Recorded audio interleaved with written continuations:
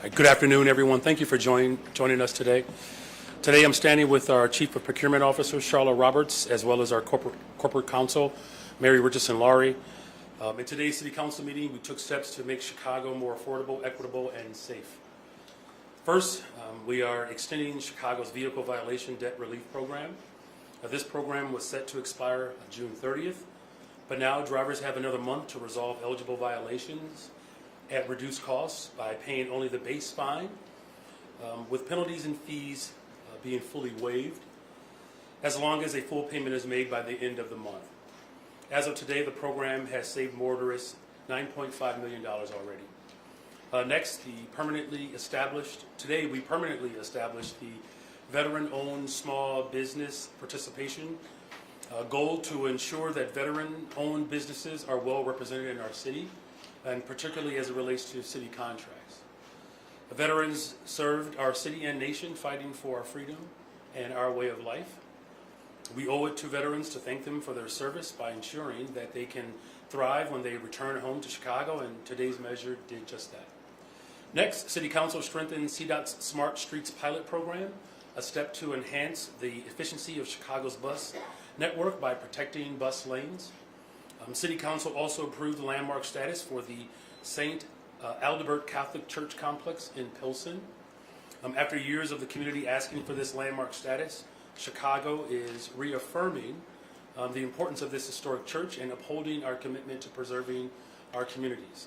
And finally, in today's City Council meeting, we adopted a couple of resolutions, in fact, to honor Juneteenth and Pride Month. Each of these resolutions speak to Chicago's inclusive, progressive, and loving spirit. On Juneteenth, we celebrate the liberation of Black communities and renew our commitment to building a more just and equitable city. During Pride Month, we honor Chicago's vibrant LGBTQ+ community and pledge to protect our city's status as a beacon of safety and belonging. At a time in which our values are being tested, we reaffirm Chicago's values and recommit to the ongoing fight for dignity, equity, and humanity. And last but not least, today we acknowledge Chicago's very own Craig Dellamore on this special occasion for his retirement. And I want to say once more, thank you, Craig, for your work and commitment to covering news. Thank you for your years of reporting and speaking truth to power. Thank you for sharing the stories of Chicago and Illinois residents and capturing our full spirit.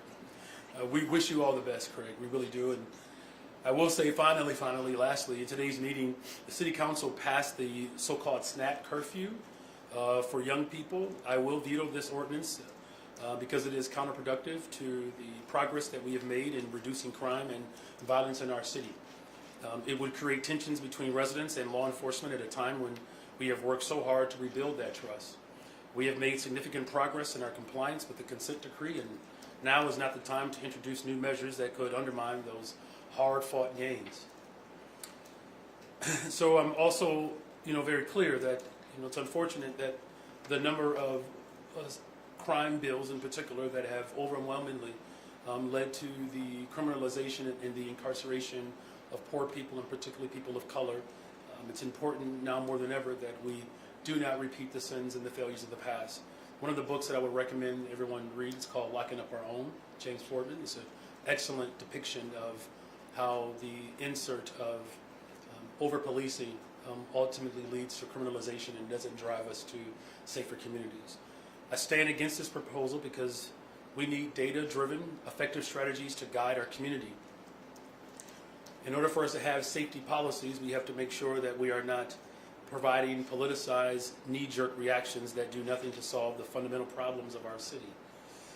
There are more than a dozen comprehensive studies showing that youth curfews have little to no effect on reducing crime. In fact, our goal is to reduce crime, and then we must look towards tactics that have actually worked. We must lean into the strategies that have proven to be effective, the strategies that have led to one of the safest Memorial Day weekends in a weekend in 16 years, as well as the safest April that we've had in more than 60 years.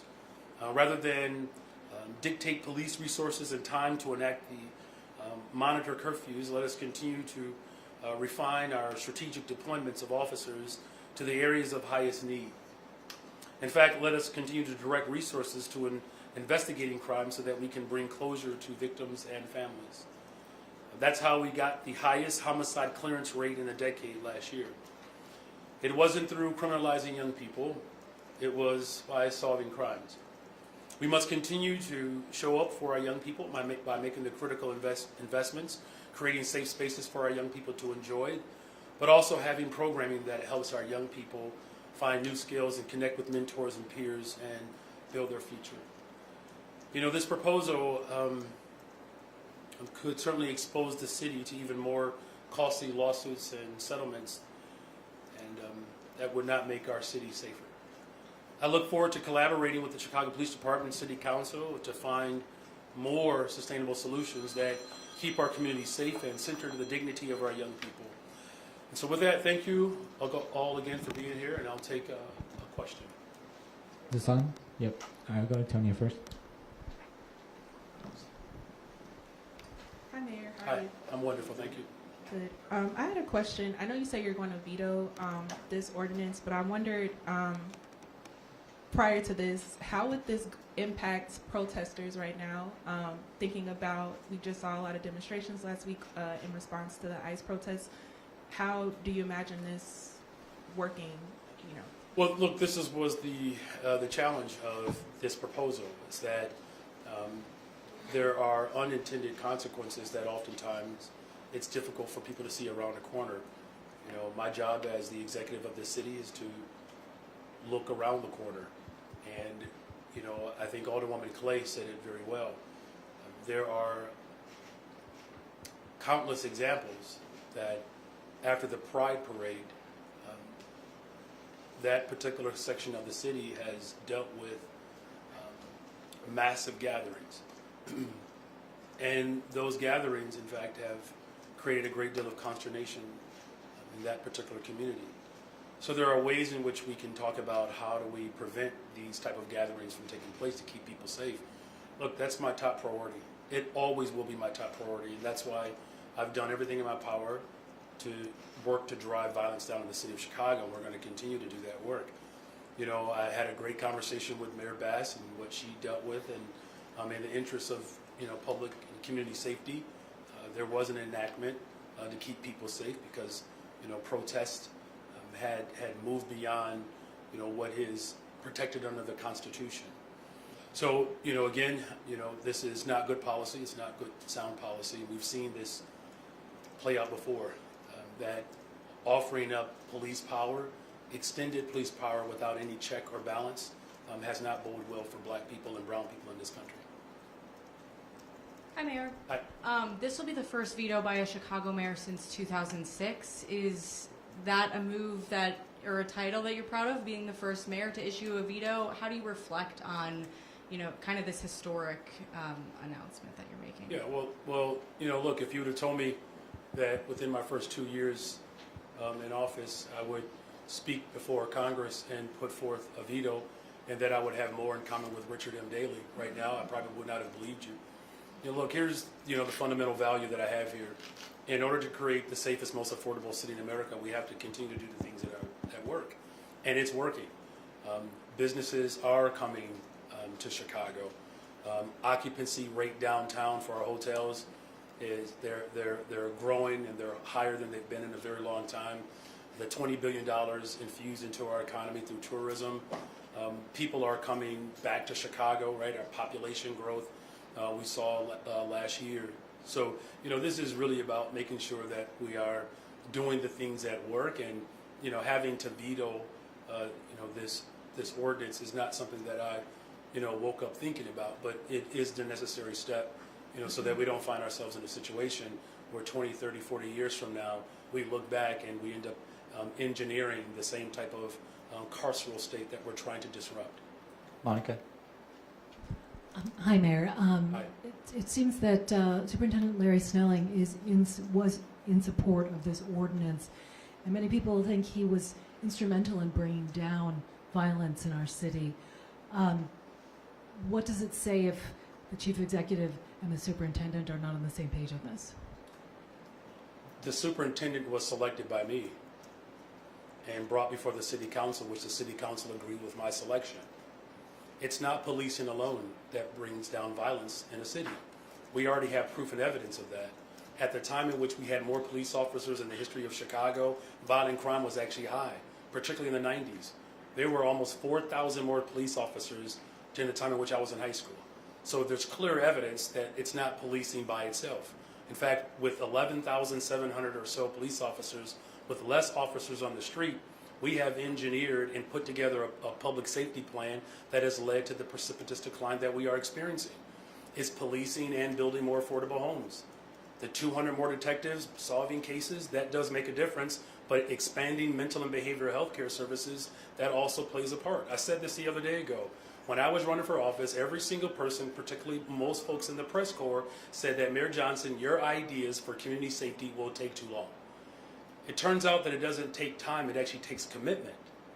And so I've rolled up my sleeves, brought forces together to respond to the critical issues that we have faced in this city for a very long time. The difference is I'm actually doing the work that works, right? So it's also providing opportunities for our young people.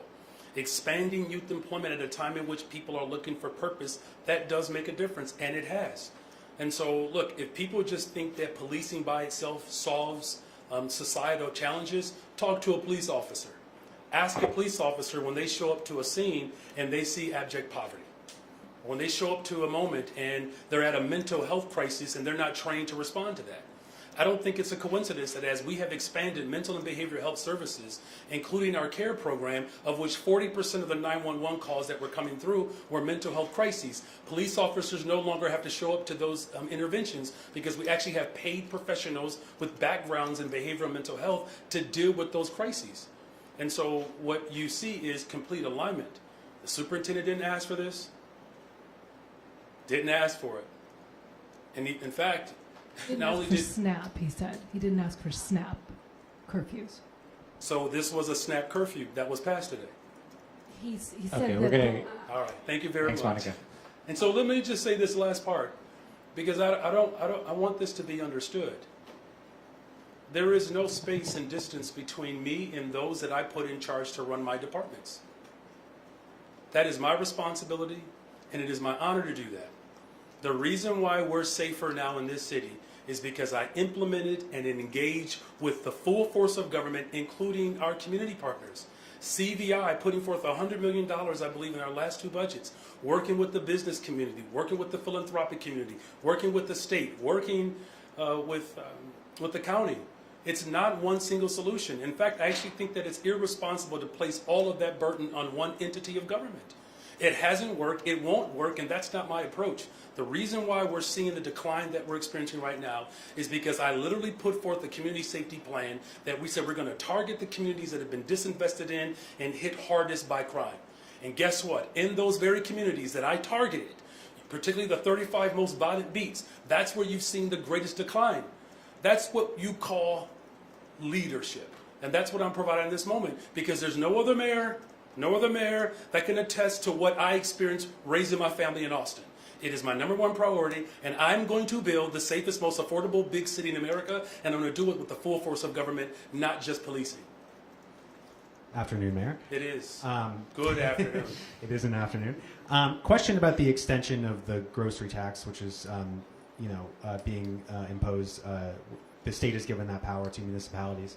Alderman Hall, talking about continuing this tax, accused state lawmakers of playing headline budgeting, basically passing the political buck to towns and municipalities while the states get to take a political win here by saying they're removing a tax.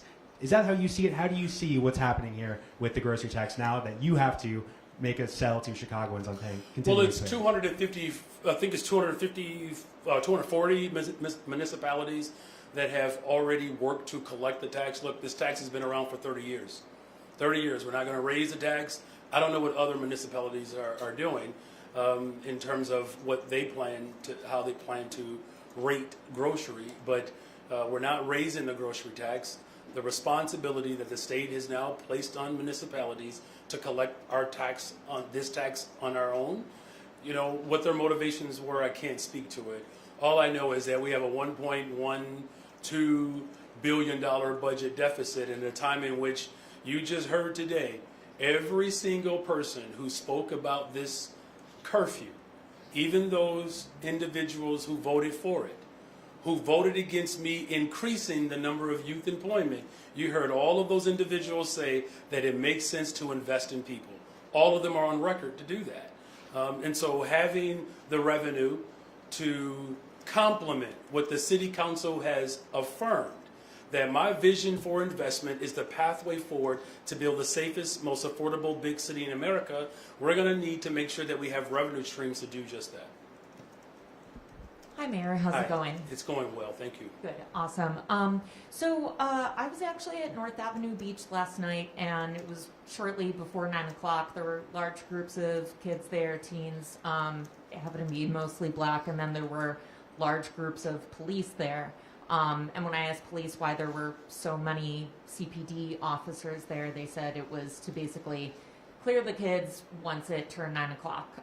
What I didn't see was any engagement between those police officers and kids, like talking to them at all before. Can we you get know- to the question? Yeah, of course. This seems to reflect what one of the kids told me today, which is that they don't know any police in their neighborhood. They're not engaging with them. What are you doing with Snelling and other officers to encourage any kind of engagement so that it isn't just this snap curfew and that's it? Mm-hmm. Well, there's no snap curfew. I'm going to veto it, okay? So I just want to make sure that's clear. So that there's a better engagement with kids. I think I do understand your question. Yeah. So again, it's not just policing alone. There are a number of organizations that law enforcement is working with, including, of course, my administration, to engage young people. And it's not just in these settings. The number of activations that happen all over the city with our police officers showing up for our communities. We just, opening day for the Little League program on the west side of Chicago. I think that took place just a couple of weekends ago. Those are led by officers in the 15th Police District.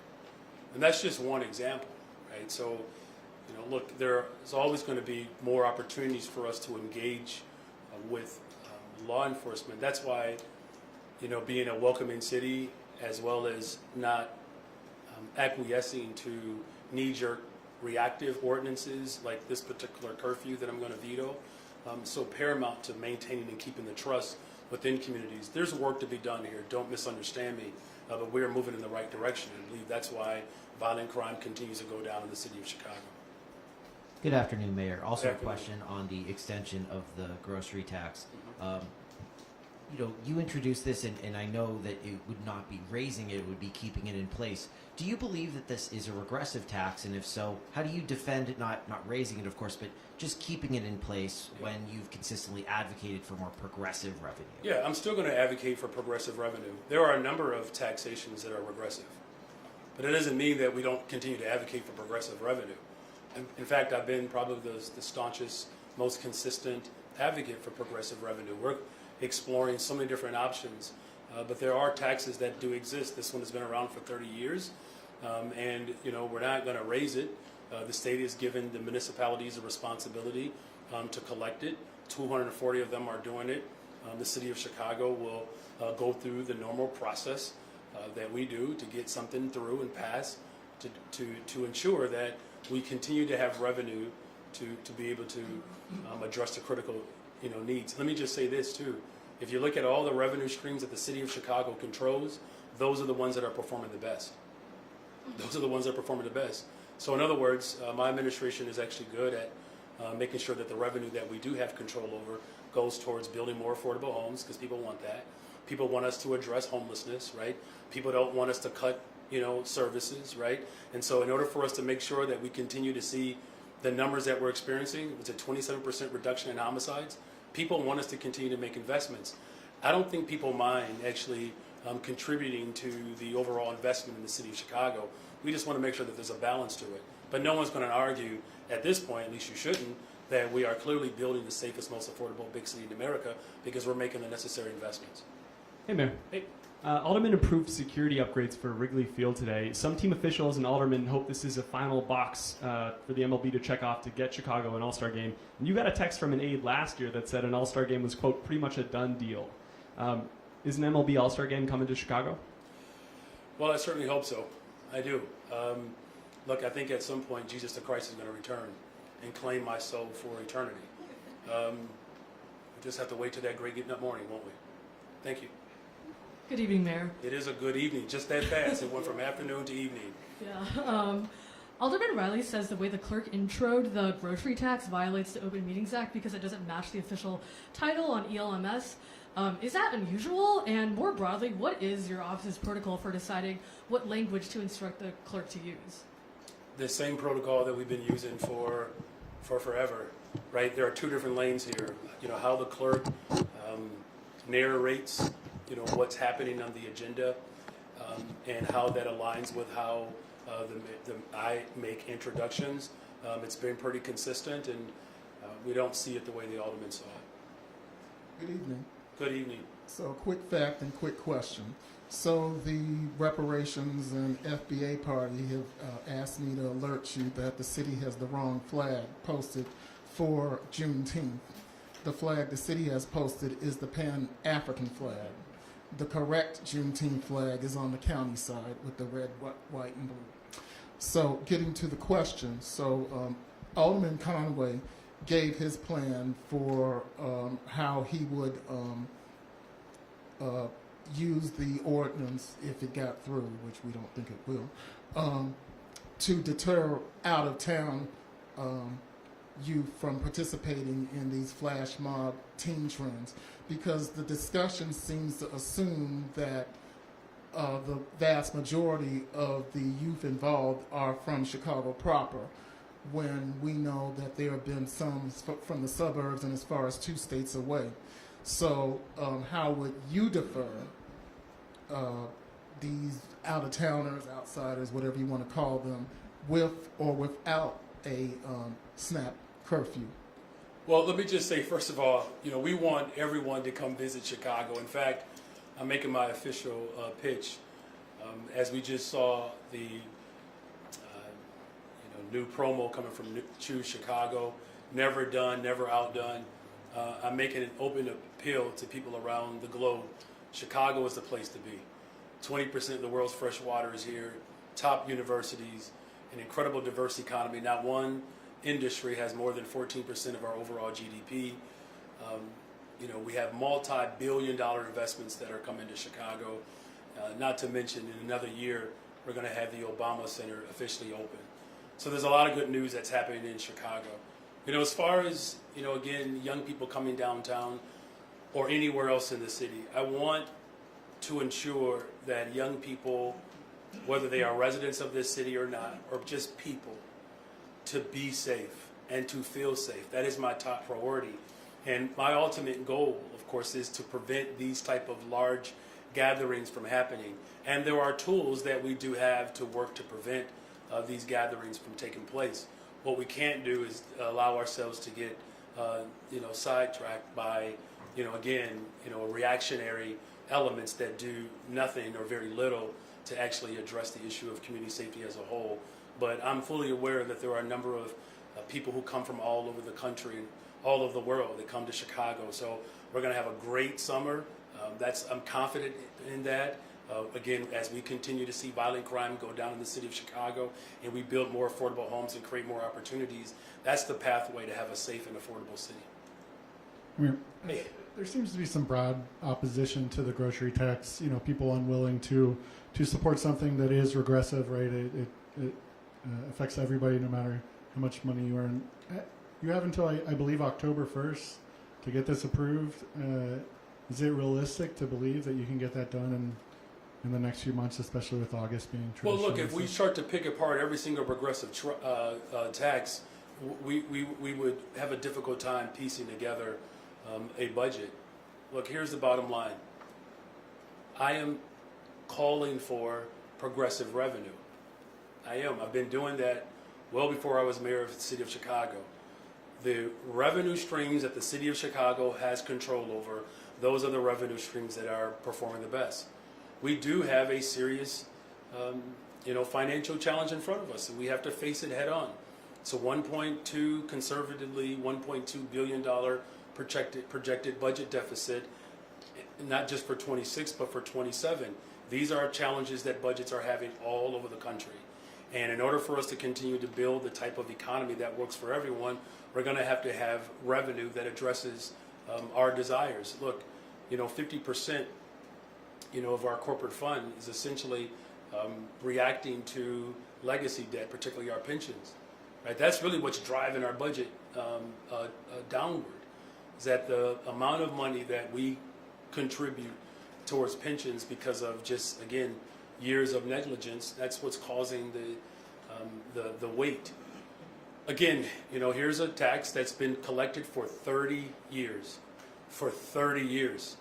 And the state has shifted the responsibility to the local government. 240 municipalities have already done it. The city of Chicago will have to come to terms with everything that every single alder spoke of today. They all said, Mayor, we appreciate your investment in mental health, affordable homes. We appreciate your investments in youth employment. We appreciate all of those investments. And it requires revenue for us to do that. So, look, we're clearly a body of government that is amenable to debate. So let's have it. Hi, Mayor. Hey.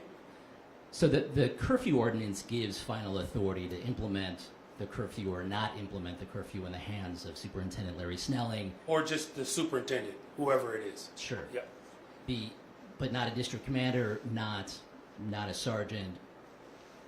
Your decision to veto, do you not have confidence in Superintendent Larry Snelling? This has nothing to do with Superintendent Snelling. Look, I really will encourage you all, and I don't always just, push for a particular book. Read Locking Up Our Own. Read it. There was a great deal of fear in Washington, D.C. Heightened crime had caused a great deal of fear and concern. And at that time, rightfully so. One of the parts of the book that's actually fascinating was Dr. King Sr. was calling for more police officers, more specifically more black police officers. And then Eric Holder, who speaks very coherently at that time, recognized that by doing that, by criminalizing marijuana versus decriminalizing it and other sort of tough on crime measures, that it was going to disproportionately impact black people. So you have the 1960s, 70s, you have the crime bill in 95, where you have created a carceral state where there's literally an addiction on jails and incarceration. And then at the same time in the 80s, remember now, Mary Richardson-Laurie and I and our budget director, we are now going through police settlements that happened during that very era, where the city of Chicago is now responsible to pay for the damage that was caused by the very policies that criminalize as well as dehumanize people, particularly black and brown people. And you're asking me to repeat the sins of our forefathers and mothers? Why would I do that? This has no, listen, there will be,